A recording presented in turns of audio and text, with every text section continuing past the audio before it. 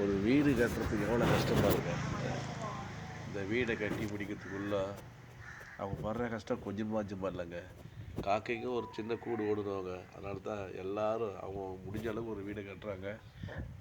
அந்த வீடை சிறப்பாக கட்டி சிறப்பான கிரகம் சொன்ன ரொம்ப சந்தோஷம்.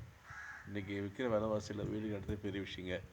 ஏதோ தேவைக்கு ஒரு வீடு, சின்ன வீடை கட்டி பெருக வாழ்வாங்க. அதனால் எனது நண்பர் கட்டுற வீடு இது. சின்ன வீடை கட்டி பெருக வாழ்ந்து நானும் வாழ்த்துறேன். இந்த மாதிரி வீடு கட்டுங்க, சௌகரியமாக இருங்க. நல்ல இயற்கை சூழ்நிலை பாருங்கள். நல்ல ஒரு கிராமத்தில், இது மாதிரி ஒரு கிராமத்தில் ஒரு பச்சை பசேல்னு இருக்கிற கிராமம், அந்த கிராமத்தில் வீடு இவ்வளோ அழகாக ரோட்டு மெயினில் சிறப்பாக இந்த வீடு கட்டி பாருங்கள். அவர் விவசாயத்தை பார்ப்பார், பார்த்துட்டு அப்படியே இந்த விவசாயத்தை ரோடு வரல ஆப்போசிட்டில் வீடு. இதுவே யாருக்கு கொடுக்கணும் வேணும், யாருக்குமே கிடைக்காது.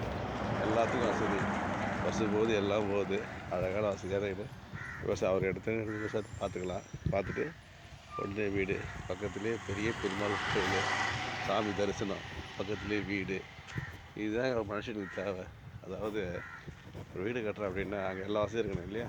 பாருங்கள், கோயில் எழுந்த உடனே கோயிலிட்டு கோபுரத்தை பார்க்கலாம், சாமியை தரிசிக்கலாம். உடனே அதில் எல்லாருக்கும் சோறு போகிற விவசாயத்தை பார்க்கலாம். அந்த விவசாயத்தை பார்த்துட்டு ரோட்டில் உட்காந்து அழகாக வேடிக்கை பார்க்கலாம். இந்த மாதிரி வீடு அமைய ரொம்ப கஷ்டங்க.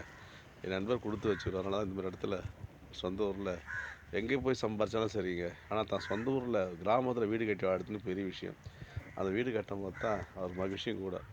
அவர் எவ்வளோ பெரிய அவர் வெளியூரில் இப்போ கஷ்டப்பட்டு பணத்தெல்லாம் சேர்த்து சேகரித்து சிறுகிறு சேர்த்த சொந்த கிராமத்தில் வந்து ஒரு சின்ன வீடு கட்டி அதில் வாழ்னா ரொம்ப சந்தோஷம் இல்லைங்க? அது மாதிரி நீங்களும் எங்கேயாவது கிராமத்தில் இது மாதிரி லொக்கேஷனில் ஒரு சின்ன இடத்த வாங்கி சொந்த கிராமத்தை மறக்காதீங்க சார். இதுமாதிரி பச்சை பசேன்னு இருக்கிற இடத்துல வீடு கட்டி வாழறதுக்கு ஆசைப்படுங்க. இது சொர்க்கம், இதுதாங்க சொர்க்கம். இதை விட வேறு என்னங்க ஒன்று. நம்ம தமிழ்நாட்டில் சொர்க்கம் வாங்க. அவங்கவுங்க தமிழ்நாட்டை விட்டுட்டு கிராமத்தெலாம் விட்டுட்டு இன்றைக்கி பெரிய பெரிய நடிகர்லேருந்து பெரிய பெரிய அரசு தலைவர்லாம் இப்போ வெளிநாட்டுக்கு போகிறாங்க. ஏங்க இங்கே இருக்கிற சொர்க்கத்தை விட்டு வெளிநாட்டுக்கு போகிறாங்க? அதான் சொல்லுவாங்களா, தன் காலையில் இருக்கிற சொர்க்கத்தை விட்டுட்டு கடல் கடந்து போகிறானுங்க. இந்த சொர்க்கத்தை பாருங்கள். இதை விட சொர்க்கமான இடம் ஓடுமா நமக்கு? இவ்வளோ பச்சை பசேன்னு இருக்குது. இந்த இடத்துல வீடு வாசல் கட்டி குடும்பத்தை விட்டுட்டு இங்கேருந்து வெளிநாட்டுக்கு போகிறாங்க மக்களே.